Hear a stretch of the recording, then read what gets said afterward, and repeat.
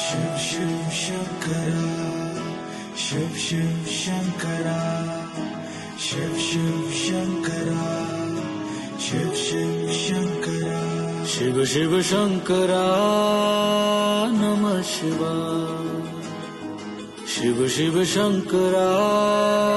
আপনারা আমাদের পেজে এর আগে 22 ক্যারেটের 916 এর গোল্ডের রাখি দেখেছেন, 92.5 হলমার্কের রাখি দেখেছেন।